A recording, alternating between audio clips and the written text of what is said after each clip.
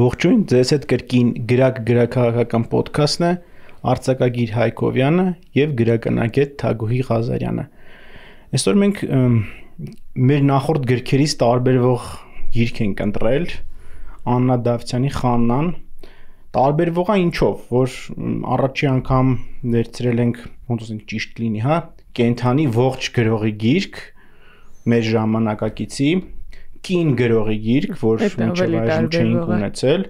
եւ ամեն դեպքում իմ հասակակցի, հա, իմ սերնդակցի գիրք է սա, ու ես մի քիչ ավելի ավագ սերնդի ներկայացուցիչ եմ, իմ տարեկիցն է Աննան, ու ինչ շատ հետաքրքիր էր այդ ասած Հայաստանում մեծացած միլենիալի, այդ սերունդի աչքերով ու դիրքից նայել այս գրքին։ Հիմա կխնդրենք Թագուհուն մի քիչ սյուժեն ներկայացնի, ինքը ավելի լավ է սյուժեն ներկայացնում, քան ես։ Շնորհակալություն Հայկ, նախ բարև բոլորին, ես չհասցրի բարևել, ինձ համար իհարկե այս գիրքը ավելի առանձնահատուկ է նրանով, որ հեղինակը կին է եւ շատ հետաքրքիր հայացք ունի, գուցե դրա համասին առիթ լինի խոսելու, սյուժեից սկսենք, ես պետքա սյուժեն պատմեմ, որովհետև ինչքան էլ դու այդ սփոյլի մշակույթին դեմ լինես, որովհետև գիրքը քննարկելու եւ լսողների համար գուցե կարեւոր է թե ինչ ենք քննարկում, սյուժեն այն մասն է, որ մի երիտասարդ կին Խաննա անունով, իդեպ գրքի վերնագիրը Խաննա է, գնում է իր տատիկի գյուղ հյուրատուն սարքելու եւ տուրիզմը զարգացնելու գյուղում կամ քաղաքում, այսինքն տարածք, որը կոչվում է Արթիկ, բայց ավելի գեղարվեստականացված է բնականաբար այդ տարածքը, չնայած ինքը աշխարհագրական անուն ունի։ Արթիկում տատիկի հարևանը մահացել էր եւ նա եւ քերին գնել էր տատիկի հարևանի տունը, որպեսզի տատիկի հարևանը միայնակ խելագար ծերունի էր։ Այդ տունը որպեսզի եւ Խաննան որոշել էր այդտեղ հյուրատուն սարքել ու այդ ընթացքում դրամաշնոր է գրում, դրամաշնորը մերժում է, հետո քեռու տղաները իրեն օգնում են, եթե սյուժետային գծով են գնում, հետո քեռու տղաները իրեն օգնում են, ինքը առանց դրամաշնորի ստեղծում է այդ հյուրատունը, հետո հյուրատունը բանի վերջում արդեն գրքի վերջում այրվում է ու ընթացքում գնում է երկրորդ գիծը, այսինքն մի քանի գիծակում երկու կանանց պատմությունն է նախ եւ առաջինը Խաննայի պատմությունը, իր անձնական պատմությունը ամուսնու հետ, սիրեկանի հետ, քեռու տղաների հետ, մնացած աշխարհի հետ եւ երկրորդ գծով գնում է տատիկի պատմությունը, որը իրականում այս գրքի սյուժետային գիծն է, դետեկտիվ գիծն է, տատիկը ատում է այդ հարևանը ինչի ուզում որ իր տունը տան ինչ որ բան սարքեն, ինչ որ լավ բան սարքեն եւ այլն, ու անդադ չեն հասկանում ինչա այս ծեր կինը ատում այդ խելագար ծեր մարդուն եւ գրքի ընթացքում պարզվում է կամ գրքի վերջում, չնայած գրքի ընթացքում է շատ ակնարկներ կան, բայց գրքի վերջում պարզվում է, որ իրական տատիկն է սպանել այդ հարևան պապիկին, թունավորել եւ տատիկն եւ քերին այդ հարևանի տղանա ոչ թե իր պապիկի որդին մոտիվացիան գաղտնիքը պահելն է ու տատիկը խայտարակ չլինելը եւ ոչ միայն գաղտնիքը տեղ տատիկը ասում Օհանեսի կամ Օհանի մի խոսքով իր հարազատ պապիկի անունն է տալիս Խաննայի ասում է իր տանծուխը պահելը որովհետեւ այդ համոզմունքը որ չնայած նրան որ այդ երեխան ուրիշի երեխան է, բայց այս տանծուխն է պահում է դելը շատ հետաքրքիր ինքը շատ են նախորդ անգամ որ մենք քննարկում էինք Օնանի ֆենոմենը բանի մեջ, աստվածաշնչի մեջ, որ ինքը պետքա իր եղբոր համար երեխաներ ունենար, այսինքն եղբոր կին է, եղբոր համար երեխաներ ունենար, բայց իրենից այս տարօրինակությունը ստեղել է հայտ գալիս, որ ինքը ուրիշ մարդու երեխաների է ունենում, բայց իր ամուսնու համար էլի, ոնց որ գենետիկայի ու սոցիալական պայմանավորվածությունների հարց է առաջանում։ Խնդրեմ խոսքը փոխանցում եմ քեզ։ Իսկ մա սյուժեն այսքանն էր։ Հա, ինձ սյուժետային կողմով ինձ ավելի շատ թվում է տատիկի պատմությունն է, որ սյուժե է ստեղծում, որովհետև բանի Խաննայի պատմությունը, չէ, հիմա տպավորություն կլինի, որ տատիկի մասին գիրք է։ Խաննայի պատմությունը, պատմության իրադարձությունները ավելի շատ Խաննայի ներսում են կատարվում, քան դրսի աշխարհում ու ստեղծում է այդ երկրորդ շերտը, ժամանակակից կին, երիտասարդ կին, ում սյուժեն ծավալվում է իր ներսում եւ այդ մյուս գիծն էլ իհարկե տատիկի պատմությունը։ Հետաքրքիր է որ այս գրքի մասին դե բավականին շատ արձագանքներ կա, ընդհանրապես եւ գրական դաշտում եւ այդ գրաքննադատության վաճառվել է։ Հա, եւ այդ գրաքննադատության ասպարեզում, հա, ու տպավորություն էր, որ ես էլ պետք է գիրքը վերցնեմ ու այդ գրաքննադատության մի զգալի մասը հիմնականում այդ կնոջ պատմության մի քիչ ուրիշ ձև պատմելու, հա, հանդգնության եւ այս կտրվածքով էր, բայց ես անկեղծ ասած գիրքը կարդացի ավելի շատ այդ սերունդների դիտանկյունից, հա, այն անկախության սերունդը, որը սովետի ժամանակ էր, հա, ծնվել, մի քիչ մեծացել ու այդ իր պատանեկությունը դպրոցական տարիքն ու պատանեկությունը համընկել էր այդ սովետի փլվելու ու Հայաստանի Հանրապետության կազմավորման, պատերազմի այդ դժվար տարիների եւ այդ հատվածի հետ ես ինքս եմ այդ հատվածում դպրոց գնացել, իմ պատանեկությունն էլ է տեղ անցել ու ինձ շատ հոգեհարազատ էր գրքի այդ կտրվածքը էլի, որ ու մեծերի հետ հարաբերությունն էլ էր նույն կերպ ինձ շատ հոգեհարազատ, թե այն որ ինքը նկարագրում է իր հորեղբայրները երբ որ սովետը քանդվում է, փորձում են ինչ որ ցեղ դնեն, հա, ասենց ասած ինչ որ լվացքի մեքենայի վերանորոգում, թե արտադրություն, հետո մի քիչ գործերները լավ անում է, որոշում են տան մեջ օֆիս բացեն, այդ ամեն ինչը ես իմ աչքերով տեսել եմ ու այդ շատ հետաքրքիր ներբություն է, էլի, թե այդ սերունդը, որը սովետի ժամանակ մեծերի սերունդը, որը որ սովետի ժամանակ էր այսպես ասած հասունություն առել, ոնց էր փորձում համակերպվել արդեն նոր աշխարհի նոր իրողություններին ու դրա հետ զուգահեռ այդ երիտասարդ սերունդը, որը որ նոր դպրոց էր գնում ու ինքն էլ էր ըստ էության մոլորված այդ մեր սերունդն էլ ինչ որ մոլորվածության ինչ ցախ էր գրում վառելու ինչ որ էլի մոլորվածության մի բան կա այդտեղ որ այդ չգիտես ինչպես է պետք հարմարվել որտեվ այդ ավակ սերնդի խորհուրդները այդ ավակ սերնդի ուղղորդումը այդ կյանքը ոնց ապրես նոր իրականության մեջ շատ աղճատված էր որտեվ այդ ավակ սերունդը ուրիշ բան էր տեսել, ուրիշ բանի էր սովոր, նույն երբ որ խանան սկզում գալիս առաջարկում է որ այ հյուրատուն բացեն, ինչ վերաբերմունք է, ասենք քեռու կողմից, տատի կողմից, որ ինչ նշանակում, ինչ հյուրատունը вообще ինչ է, էլի, կամ ասենք ոնց է հնարավոր արդիկում ինչ որ հյուրեր գան, ինքը գնում սկսում է հարևանների հետ խոսել, այ մեկը ճաշ կեպի, մեկը ինչ որ էս ցույց կտա, այն ցույց կտա, արդիկը ցույց կտանք, այ այդ մեր սերնդին շատ բնորոշ բան է, որ այդ սովետից հետո այդ անկախության շրջանում այդ ավակ սերնդին փորձել համոզել, որ այ կյանքը փոխվում է, չգիտեմ, դրամաշնորհներ կան, այս կան, այն կան, ուրիշ աշխարհի մեջ ենք մենք մտնում ու փորձել է դրան հարմարվել։ Այդ դիտանկյունը ինչ շատ հոգեհարազատ էր, այդ մոլորության զգացումը, որտեվ ես ինքս էլ երբ որ հիմա հետհայացք եմ գցում իմ պատանեկությանը, մանկությանը այդ մոլորվածությունը կար, չհասկանալ թե առհասարակ ոնց է պետք ապրել նոր իրականությունում, էլ չասած ծնողների մասին, որոնք ավելի մոլորված էին, որտեվ բնականաբար իրանք տարիք են առել ու հասունություն են առել այդ լրիվ մի հատ ուրիշ աշխարհակարգում ու հետաքրքիր գիրք է այդ առումով ինքը ինչ շատ հոգեհարազատ էր այդ պլաստը ես դերիվ համաձայն եմ քո հետ որ ինքը 90-ականների կյանքի հանրագիտարան ասես լինի հնարավոր բոլոր կողմերից դիտած է 90-ականների կյանքը ընդ որում բան քաղաքում գյուղում այդ որ գալիս են քաղաք ուսանող են դառնում տնով վարձով տուն են փնտրում չգիտեմ գյուղում փայտ են հավաքում այդ ամբողջ իր գունաբնակը բացած է սկսած այդ ցեխից հետո չգիտեմ այդ շինանյութը այդ աղջիկը տան մեր հետո որ չի ստացվում բան լվացքի մեքենա արտադրել գնալը գողականների գալ բաները այդ մասերը ինքը տան մաշինանյութի խանութ սկսում է ինքը բան անել չէ առաջարկել որ վաճառեն մի խոսքով ինքը շատ հարուստ է այդ առումով ես համաձայն եմ քեզ հետ բայց ուզում եմ նաև այս մեր հայացքների տարբերությունը բան անենք իրար հետ փորձենք հասկանալ ինչից է գալիս ինձ համար իհարկե ինքը շատ կանացի գիրք է շատ կնոջ հայացքով տեսնված աշխարհը ու ինձ համար ինքը անդադ զարմանալի է դրա համար ես խանայի հետ ոնց որ սա իմ առաջին ընթերցումը չի, նախորդիվել եմ կարդացի, նախորդ անգամ մի քիչ ուրիշ էր ընթերցումս, այս անգամ մի քիչ տարբեր կարող է առիթ լինի հնդածս խոսեմ այս մասին, բայց լարում ունեմ այս բանի հետ, տեքստի հետ, իր բանի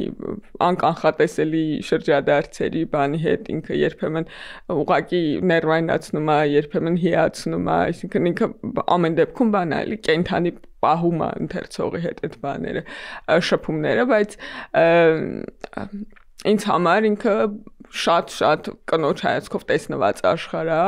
ու ես դրա կարիք ունեմ գրականության մեջ, որովհետև ես ինչ որ պահի իմ կյանքում ինքս բացահայտել եմ, ես շատ կարդացել եմ մանկության տարիներին, պատանեկության տարիներին շատ գրքեր եմ կարդացել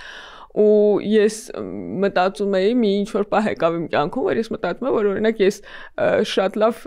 կարդացել եմ, թե ինչպես են օրինակ տղամարդիկ սիրահարվում, ինչպես են մերժումից խոցվում, ինչպես են ամաչում առաջարկ անել, ֆիզիկապես, հոգեբանորեն, ինչ զգացողություններ են ունենում մարդիկ, որովհետև լիքը կարդացել եմ, լիքը տեղերից դա գիտեմ, տղամարդկանց գրականությունից, տղամարդկանց պատմություններից, ընդ որում երբ որ իրանք կին են նկարագրում, էլի երևի թե իրանց էմոցիոնալ բանն են փորձում պրոյեկտել իր վրա, օրինակ չգիտեմ, Մադամ Բովարի, երբ որ պատմա Ֆլոբերը, ու ես հայտնաբերեցի, որ ես էմոցիոնալ փորձառության առումով փորձում եմ նմանակել տղամարդկանց նկարագրած ապրումները, որովհետև ես չգիտեմ, ես չեմ կարդացել, ես չեմ ճանաչում իմ մարմինը, իմ էմոցիաները, որը ես այստեղ Խանայի մոտ տեսա ու ինքը շատ նաև այդ առումով, որպես կնոջ գրականություն, ինձ համար, չգիտեմ, Աննան արդյոք իր առջև դրել է բան, ֆեմինիստական գրականություն ստեղծելու նպատակ, թե ոչ, բայց ստացվել է այդպեսին, որովհետև ինքը կանանց պատմություններով, կանանց զգացողություններ։ Խոսացի համատեքստում գրքի այս պատմության սկզբնամասերում մի հատ տող կա, որ տենց իմ համար ոնց որ լրիվ ամփոփեր այդ կանացի դիտանկյունը, հա, ասма Տերևների միջով գալիս էր գյուղապետ Մայիլյանը, հետևից Փիչխա Քութիկը, ձեռքով բարևեց տղամարդկանց, Խանային գլխով արեց։ Այս տողը տենց ոնց որ լրիվ մարմնավորի էլի այդ կանանց ու տղամարդկանց հարաբերությունները մեր իրականությունում, հա, տղամարդկանց ձեռքով բարևել, կնոջը գլխով անել, հա, այդ կանացի պատմության Իսկ դու հիշում ես, որ մի հատ դրվագ կա, որ ինքը գնում է այդ բանը անդամալույս բանի պաշտոնյայի նախկին պաշտոնյայից ինչ որ հարցազրույց անելու ու ինքը ասում է արդիկ ինչ անշանակում այդ մարդը ասում է դա տղամարդիկ բառից է առաջացել։ Ինքը տարածքը որտեղ ինքը բան ծիծաղը զսպի որ հա այդ կանացի դիտանկյունը իհարկե հետաքրքիր էր բայց ինձ թվում է այդ դժվարին ժամանակահատվածում այդ դժվարին այդ անցումնային փուլում այդ խնդիրները ավելի շատ սերային չեն կանոչ ու տղամարդու խնդիր չեն։ Հա, սերային խնդիրներ չէին ու երկու սերն էլ ըստ էության ինչ որ մեծ մարտահրավերի առջև էր կանգնած, որին դժվար էր լուծում գտնել, հա, այդ քերու պատմությունը որ պատմում է թե ինչքան դժվար է, հա, այդ ապրուստը վաստակել եւ այլն, այսինքն եւ կինը եւ տղամարդը մի հատ մեծ մարտահրավերի առաջ են կանգնած։ Ես չեմ բացառում, որ տղամարդու համար աշխարհը շատ ավելի բարդ տեղ է, քան կանանց համար, կնոջ համար, բայց իմ ասած իմ պատմությունը Խանայի հետ հարաբերության ինչի մասն է, որ տղամարդկանց պատմությունները, խնդիրները, խնդիրները, դժվարությունները շատ պատմված են։ Ինչքան էլ տարօրինակ թվա, որտեղ մենք կանայք շատախոս ենք ու շատ պատմում ենք, բայց մենք դա ոնց որ գրականության, գեղարվեստական, ստեղծագործության արվեստի մեջ համամասնորեն շատ ավելի քիչ ենք դա արել։ Տղամարդկանց խնդիրները շատ պատմված են, բանի գրականության համար առնվազն։ Ես դրա համար դրան վստահ եմ, այսինքն ես իհարկե չեմ համարում որ տղամարդիկ մարտահրավերներ չունեն, դժվարություններ չունեն, ընդհակառակը մանավանդ այդ դիստանցիայի վրա, երբ որ դու քո անձնական փորձառություն տեղ չես տեսնում, ես այդ բարդություններին ավելի ուժեղ բան եմ, ավելի լարված ապրումակցում եմ ունենում իդեպ, որը ես կներեսել, որ ընդհատել եմ եւ սեն շարունակում, որ ես Խանայի ժամանակ նաեւ զգացել եմ, երբ որ տղամարդիկ կարդում են ու հետո գալիս պատմում են իրանք ոնց են այդ վիժումի պատմությունը տենց ծանր տարել, որը ես կանանց բանի կարդացածի մեջ ընթերցանության մեջ չեմ նկատել ու նաև այդ բանը այդ մի քիչ դիստանցիայի վրա այդ լարումը զգալը ավելի ծանր տանելու ուրիշի փորձառությունը բանը նաև մեր վրա հակառակը աշխատում էլ մենք էլ տղամարդկանց փորձառություն շատ կարդալուց նաև այդ էմպաթիան ունենք բայց ես այդ ոնց որ ուզում եմ ասել, որ շատ պատմված է, էլի, իսկ ես այդտեղ լրիվ նոր բաներ եմ տեսնում, որ ոնց որ ես ինքս ինձ բացահայտեմ, հա, sense ինչ որ բան կա այս գրքի մեջ։ Հա, հետաքրքիր է ու այդ իմ ընկալած դիտանկյունից այդ սերունդների այդ անցումնային փուլի շատ տենց կուլմինացիա էր այդ վերջում այդ տատի դրվագը, հա, որ այդ հյուրատունը ինքը վերջում վառում է ու իմ համար տատը այս պատմության մեջ այդ անցյալի մարմնավորումներ, հա, այդ ես անընդհատ այդ սովետ բառը ասում եմ մեր բանի մեջ, ինչ որ հա ամեն անգամ վիճում ենք այդ դրա հետ կապված, թե սովետ ինչ է նշանակում։ Այսօր որ ասես սովետ նկատի չունես Չարենցի սովետը, չէ, որտեղ տատիկը արդեն ուշ սովետ է։ Հա, նկատի չեմ ունենա այդ Չարենցի ժամանակվա սովետը, այլ այն աշխարհը, որի մեջ մենք ապրել ենք, հա, ասենց ասեմ, որի մեջ մենք ձևավորվել ենք ու դրանից հետ այդքան շատ բան մենք տենց մեր տենց պատմական հիշողության մեջ, ոչ թե գրքային, այլ չգիտեմ, սերունդների, հա, կենթանի հիշողության մեջ շատ բան չունենք դրանից առաջ։ Այ սովետ ասելով դա նկատի ունեմ, այդ համակարգն ու այդ միջավայրը, որտեղ մենք ապրել ենք որպես ինչ որ մի հատ մեծի փոքր մասնիկ։ Ու տատը ոնց որ դրա մարմնավորումը, հա, լիներ, ինքը անընդհատ տենց քրթմնջում էր այդ հյուրատուն սարքելու գաղափարի վրա, անընդհատ փորձում էր խանային բարոյական ճիշտ ուղու վրա դնել ու վերջում երբ որ հյուրատունը սարքում վերջացնում են, ինքը տենց գնում դա հրդեհում է ու գալիս տենց լուր մտնում է իր անկողինը պարկում մեռնելու վրա արդեն, հա, վերմակը քաշում է վրան ու քնում է։ Ու այդ շատ տենց կուլմինացիա ոնց որ լիներ այդ դրա, որ այդ անցյալը, հա, այդ համակարգը ոնց որ ասի դուք մեկա չեք հաջողելու, հա, ինչքան ուզում ա ձերը սարքեք, ձեր հյուրատունն եք սարքել, փորձում եք ինչ որ ինտեգրվեք ժամանակակից իրականությանը, բայց ես դա թույլ չեմ տալու։ Այ ես էդի հրդեհելու եմ ու դուք ձեռնունայն եք մնալու։ Այ իմ համար տեսնում եք կուլմինացիա կար այդ տատի դրվագը այդ իմ կարդացած համատեքստի մեջ, թե ոնց անցյալը թույլ չի տալիս շարժվել առաջ, գնալ առաջ ու մնացածը կոտրվում են, հա, խանան թողնում գալիս է Երևան ու էլ չի գնում, այն մնացածներն էլ ու Էդի տենց հետաքրքիր դրվագ էր այդ տատինը ես այդ աչքով էի համենայն դեպս նայում ոչ թե տենց այդ կանացի բանով հա այդ կտրվածքով այդ երկու կանանց պատմության այլ հենց տատը իմ համար ոնց որ այդ համակարգը ինքը մարմնավոր էր հա այդ համակարգն էր էլի ինքը որ անընդհատ տենց փորձում էր բարոյական ուղու վրա անցյալը ոնց որ հետաքաշում խանային ինքը տենց գաղտնիք ուներ իր մեջ պահած հա ինչ որ հարևանից էր երեխա ունեցել հա բանին թորնուհուն ասում է դու բոզես բայց իրականում ինքն էլ բանն էր այդ պատմության միջով հա ինքը այդ գաղտնիքն ունի տենց իր մեջ կրող շատ տենց բայց նախատումը կրծեր հա տենց շատ սովետ էր էլի ինքը տենց իր մեջ լիքը վատ բան ունենալով փորձում է բարոյախրատական ձևով ինչ որ չթողի որ երիտասարդ սերունդը այդ դուրս գա այդ կաղապարի միջից դի հետաքրքիր բան էր տալիս գրքին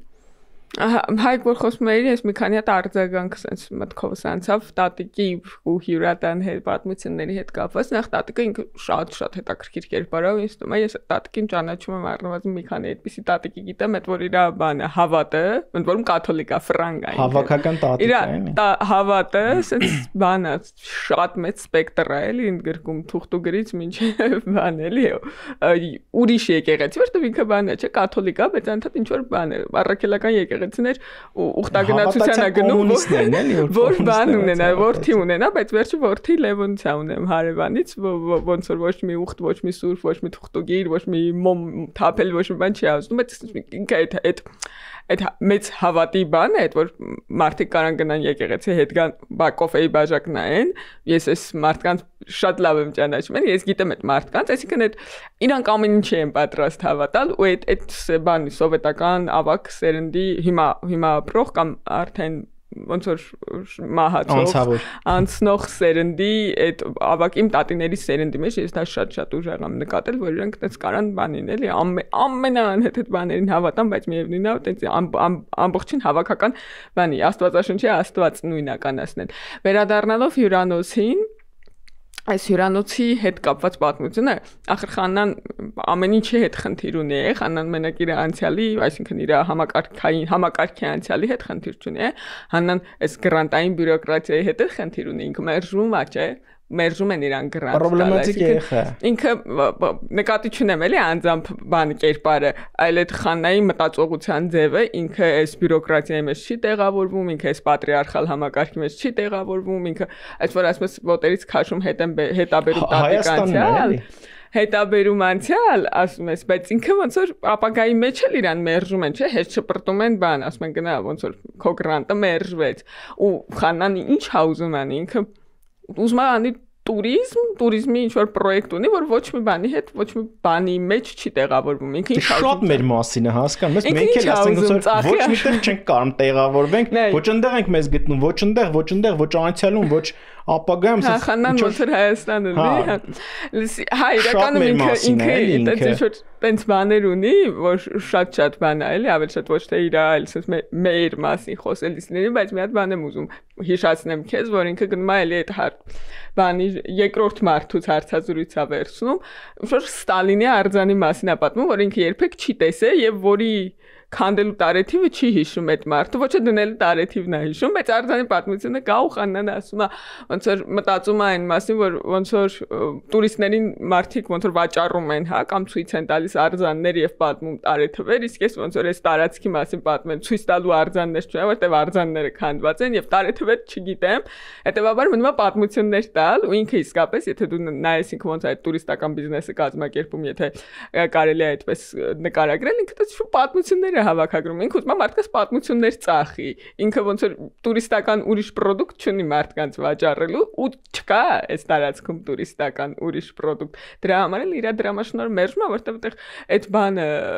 ոնց որ այդ դասական, բյուրոկրատական, գրանտային, ժամանակակից, հկայական, այդ տուրիստական բանն էլ չկա, տեղել չկա Խաննա։ Ոչ մեծ ստալինիզմի մեջ։ Այդ արտիկը նկարագրելու հատվածն էլ ինձ թվում է շատ արժեքավոր, որովհետեւ ես անձամբ սիրում եմ տենց աշխարհի նկարագրություն, հա, երևի իմ տենց այդ ֆենտեզի գրողի բանն աստեղ աշխատում, որ դի աշխարհը նկարագրվի, այդ էլ է ինձ թվում է շատ արժեքավոր է այդ արտիկի նկարագրությունը, տենց այդ զրույցների միջոցով, այդ նախկին պաշտոնյաներին գնալու տեսնելու միջոցով, այդ դրվագն էլ է շատ հետաքրքիր։ Ու մի շերտ էլ տենց ինձ մտածելու տեղ տվեց ընթերցելուց, այդ պատերազմի եւ հարևանների հետ հարաբերության այդ կտրվածքը, այս տենց մի գրքին կարդալու զուգահեռ ինչ ուրիշ բաներ էլ էի հա նայեմ, ինչ որ մի տենց գրաքննադատական, թե քննադատական ինչ որ մի բան անկավ հայ աչքին, որտեղ տենց հեղինակը մեղադրվում էր այ ադրբեջանցիների հանդեպ տենց հանդուրժողական վերաբերմունքի խոսքով սենց ինչ որ մի հատ բան կար ու ես տենց հիշում էի, որ մենք այն առաջի զրույցների ժամանակ հա խոսում էինք այն մասին, թե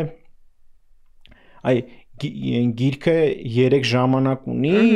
գրելու ժամանակը եւ ընթերցելու ժամանակը։ Հա, ժամանակը չենք ասել, հա, գիրքը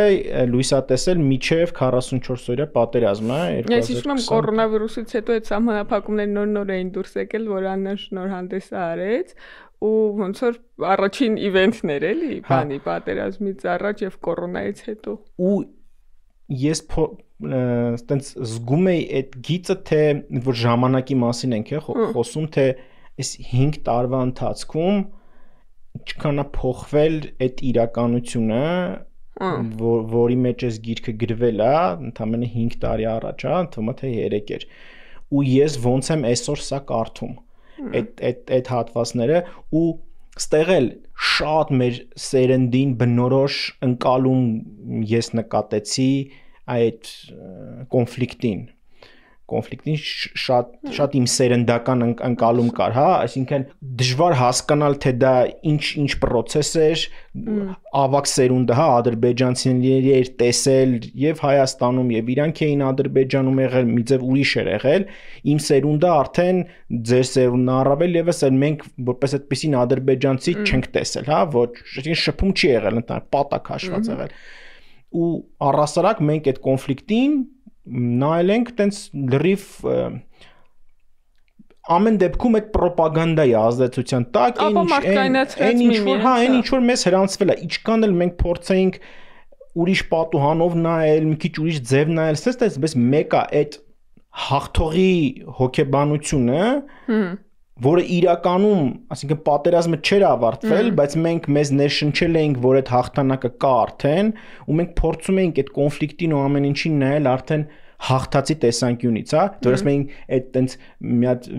վիդեոշարք կա, հա, հիմա երբեմն տենց պատտվում է տարբեր տեղերով, որ տարբեր տենց քաղաքական գործիչներ ասում են Արցախի հարց չկա, այդ հարցը մենք լուծել ենք։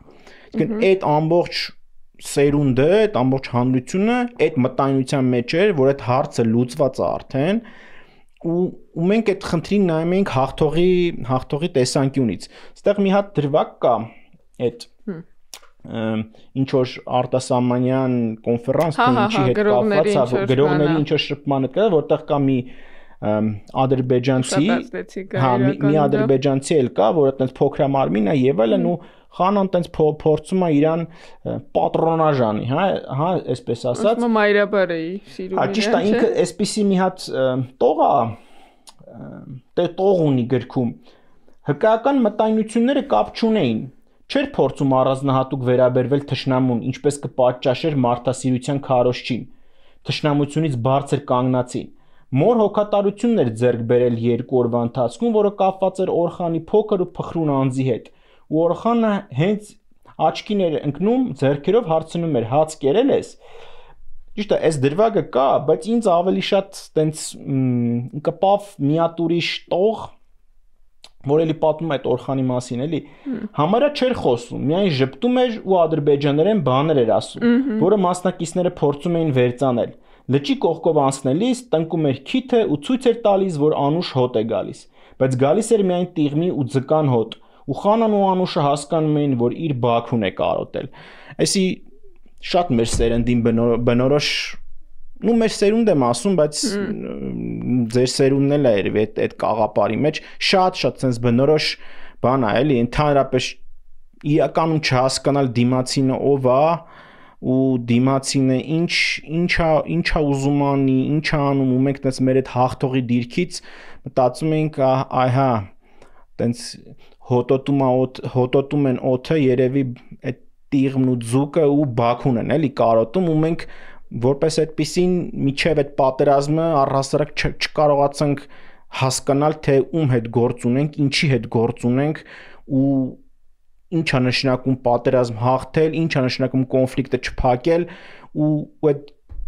զգացողությունը կար այս գիրքը ընթերցելիս, որ սա շատ իրականություն է, հա, ու հենց սենց էր իրականությունը, որ մենք այս ձև էինք ընկալում ու տեսնում կատարվողը, որ մենք այդ խնդիրը լուծել ենք ու մենք հաղթողի դիրքից ենք ու մենք մեզ կարանք թույլ տանք, ասենք, մայրաբար վերաբերվել, այստեղ հարցը ինչի, որ թշնամուն պետք է վերաբերվել թշնամաբար, խնդիրը դրա մեջ չի, օրինակ այդ գրաքննադատության մեջ հենց այդ ձև էր տարվում գիծը, հա, որ այ մարդը չի հասկանում, որ դիմացինը թշնամին է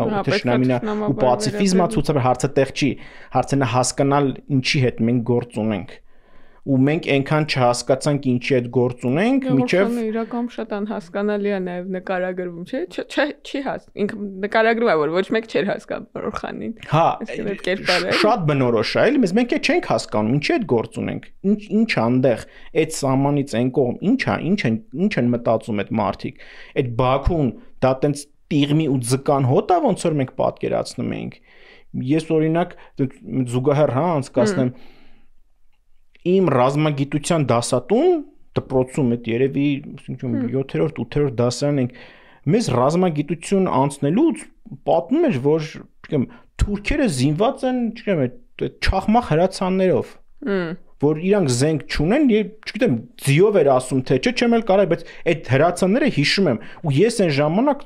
абսուրդ էր իմացել։ Այն ժամանակ հրացանում էի։ Ոնց է դա տենց հնարավոր։ Այսինքն մեզ տենց էին բացատրում, որ իսկ մենք պատկերացում չունենք այդ հարևաններն ինչ են իրանցից ներկայացնում։ Միչե որ չեղավ այն ինչ որ եղավ։ Ու էդ էլ սենց շատ մեզ բնորոշ մի հատ գիծ է, ու այդ գիծը ստեղ սենց շեշտած էր։ Ու հիմա 5 տարվա հետոյի կտրվածքով որ նայում ես այդ ամեն ինչին, սենց շատ ափսոսանքի ու ինչ որ կորսված հնարավորության զգացում է անընդհատ մոտդ առաջանում, թե այ ոնց էր որ մենք դա չենք կարողանում տեսնեինք ու գուցե ժամանակին ինչ որ ավելի ուրիշ մոտեցում հասկանայինք ինչի այդ գործ ունենք, լուծում փորձեինք գտնենք, այլ ոչ թե տենց գլուխներս խրեինք ավազի մեջ ու մտածեինք որ նրանք պրոստը ձկան ու տիղմի հոտ են առնում, իսկ իրանք ուրիշ բանի հոտ էին առնում։ Ու այստեղ 2016-ից դրվագներ կա ու էլի տենց հա պատերազմի այդ դժվարությունն է նկարագրվում, ինքը տենց նկարագրում է թե ոնց է իր հա քերու տղան մասնակից այդ 2016-ի դեպքերին Թալիշում, ոնց է ինքը ադրբեջանցի սպանել եւ այլ, բայց էդի մեկը էլի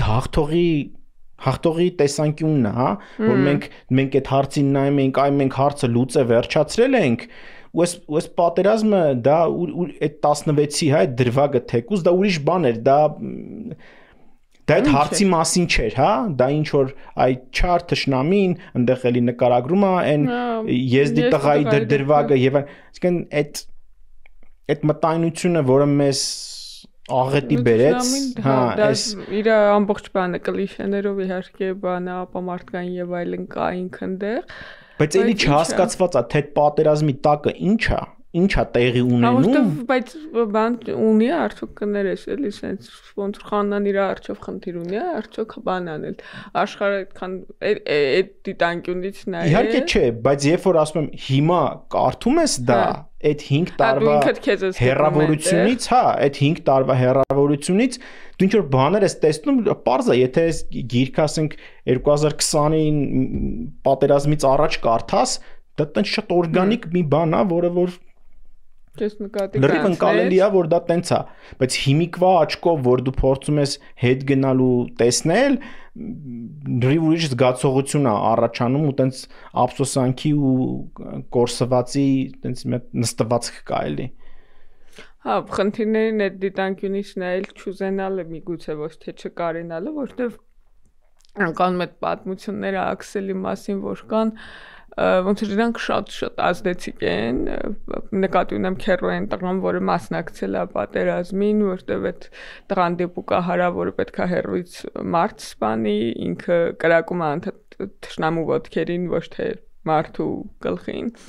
ու այդ հրամանատարը կա չար հրամանատարը որին չի տրվում բայց ակնհայտ է որ Մամել Գրիգորյանի պատմությունն է պատմվում այստեղ ընդ որում էս բան գեղարվեստականացված այդ պատմությունը իր նազիկով, իր պատերազմի փերիով, իր բաներով, այդ գողացված ուտելիքով եւ այլն։ Ճիշտ է, եղել էր այդ պատմությունների։ Դա արդեն 18 թվականի ոնց որ հեղափոխությունից հետո այդ եղել էր, այդ ամբողջ պատմությունը այդ մեդիայից sense վերցրել ու լցրել ագրականության մեջ, որը ոնց որ այդ որոշ բաներ բաց թողնելով, ամենակ նազիկի անունն է կարծես այդ պատմությունից թողել, ցարկել է խիտ գեղարվեստական պատկեր ու ես իրականում այս բաներ որ կարդում եմ ինձ համար հետաքրքիր է հիմա ոնց որ նախաձեռնություն կա Խանան թարգմանել ինչ որ եվրոպական լեզվով վստահ չեմ նրա համար չեմ պնդում ասենք հետաքրքիր է այդ շատ դիստանցիա այդ որտեվ հիմա որ տեսնում ես ոնց որ ինչ որ լերահոսի բաներ կարդաս բանի այդ տուշոնկեքի պատմությունը հա բայց ֆիքսվել է այլ այդ ժամանակը որտեվ դա այդ ժամանակը բայց ասենք այդպես լերի ոտարացվածի ընթերցանությունը հետաքրքիր է ինչ կլինի էլի այդ բանը այդ պատմությունը այդ ամբողջ իր բանով պատերազմը որտեվ իրական էս աքսել կտորին առանձին ոնց որ պատմված կլինի իմ համար ունդեղ բան կան չէ կանեք կան մերը կա մայրը կա որ ասում է բանի Մալախովի հաղորդումներից կարելացեր հետո գար պատմեր թե ոնց է աքսելը ասում է քեզ չէի ուզում ասեի լսի բայց ինձ գրետ բանի մոր կերպարը ամենաքիչ ամենաքիչ երևացող երևի կնոջ կանանց այդ սերունդների պատմության մեջից ամենաքիչ երևացողն է, բայց շատ բան տարօրինակ կենսունակությամբ ընդ որում ես վստահ եմ, որ հիմա սկսենք մենք մեր մամաների մասին մտածել, ասած ինչ որ այդ բանը կզգանք էլի, այդ սերնդային բանը միասնությունը, համընդհանրությունը, որոնք իրանք կարան հուզվեն ինչ որ շատ բարձունակ բաներից եւ կանգուն մնան ամենադաժան իրողությունների առջև, ինչը իր մամայի մասին է Խաննան պատմում ու այդ կնոջ կերպարն էլ հա, այդտեղ որ հայտ մանազիկի կերպարը կա, քերակնոջ կերպարը կա, այս աքսելի շուրջ կանանց ընկալումը իր արարքի, մեկը բանա ինչ-որ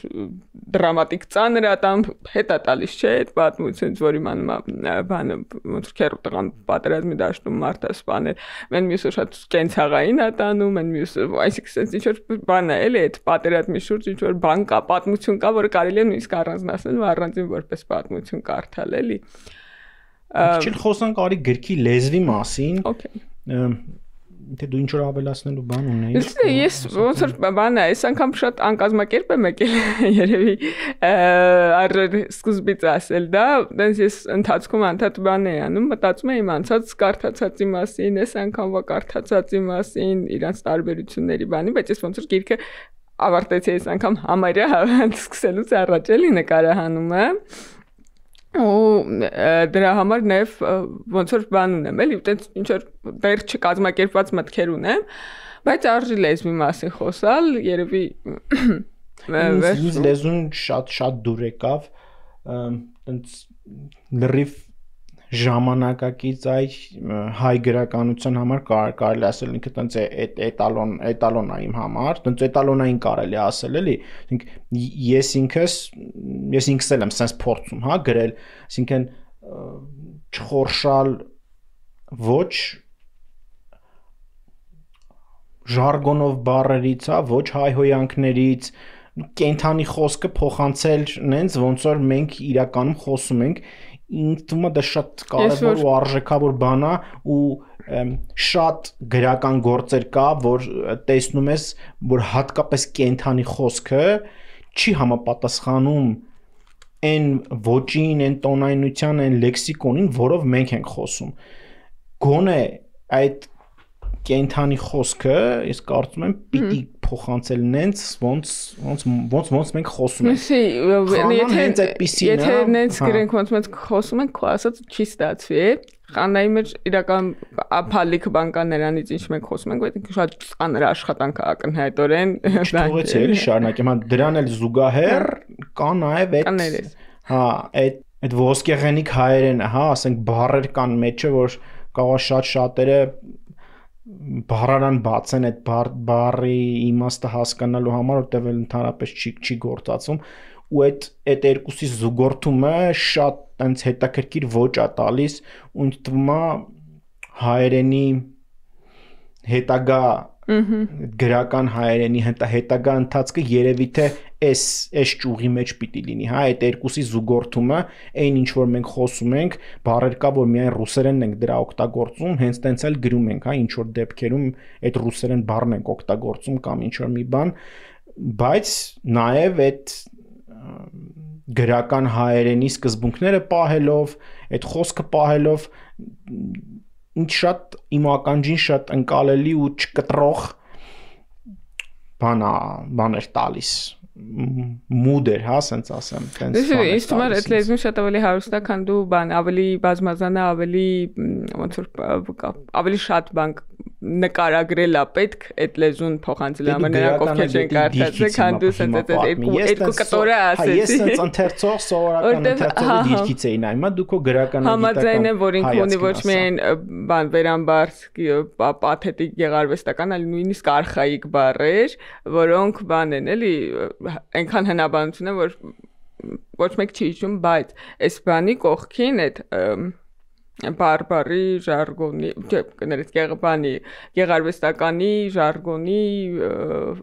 գրեհկաբանությունների հայոյախոսությունների կողքին շատ հետաքրքիր է նաև բարբարը, որը էլի նենց ներհյուսված է ու ես որ ասում եմ լարում կա իրականում երբեմն համ ներվայնացնող, համ հիացնող մի հատ բան կա, այս գրքի մեջ այդ նաև լեզվի մասին է եւ առաջին հերթին կարող է հենց լեզվի մասին է ու ինքը այնքան օրգանական է դա արել ես ընդհանրապես խորհուրդ կտայի այս գրքի լեզուն եթե առանձին հետազոտենք ոնց որ լրիվ ուրիշ պատմություն դուրս կգա էլի այս մեր գրականության խոսացածներից դուրս որտեղ այնտեղ այնքան շերտեր կբացվեն ու ես վստահ եմ որ շատ ծանր աշխատանք ա եղել էլի այդտենց գրելը ու ես մի հատ բան եմ դրվագ եմ հիշում որ այդ բանը շուն սատկումա տատիկը պատուհանից դուրս է գալիս ու գոռում է ասում է չի ինքն էլ ասում է չգիտի մոնտաժել էր հիշողություն թե իրոք տենց բան եղավ գոռում է ասում է սևանատակներ 10 ու ես հիշում եմ որ այդ նախադասությունը այդ բառը անատակը որը չգիտեմ իրականում ինչա ես վերջի անգամ լսել եմ իմ հանգուցյալ տատիկից էլ ինքան տատական ինչ որ այդ բանը ընդ որում ոչ միայն տատիկի ուղակի խոսքի մեջ է դրված այլ նաև ամբողջ արտիքի այդ խոսվածքի մեջ ամբողջ արտիքի մասին պատմության խոսակցության մեջ տո ինչ որ թուրքերեն բառեր տո ինչ որ հին բառեր բարբարներ մորական տատն էլ այդ շրջանից ու ինձ էլ այդ տատի խոսքը բան տենց ինչ որ բաներ էր sense կապնում էր էլի ինձ որտեվ իմ մորական տատն էլ հենց այդ շրջանից է էլի Իսկ գուցե ինչ որ կարևոր բաներ չհասցնենք անդրադառնալ, բայց մեր ժամանակը սպառվեց եւ թերևս կշարունակենք խոսել, եթե անհրաժեշտություն լինի նորից վերադառնալ նույն գրքերին, չգիտեմ, մտածում եմ այդ մասը, որտեղ ինչ շատ կարևոր շերտ բաց մնաց, որը հաստատ մարդկանց հետաքրքրելի է, երբ որ խանան միացնել, լսեն, տեսնեն, որ խանայի մասն է խոսում, փնտրելու են այդ ու չգտնեն։ Այդ իր անձնական կյանքի պատմությունն է, բայց մենք այլևս ժամանակ չունենք, դրա համար առաջարկում այս նոտայի վրա արտիքի բարբարի նոտայի վրա ավարտել խոսակցությունը։ Ավարտենք։ Շնորհակալություն։ Շնորհակալություն։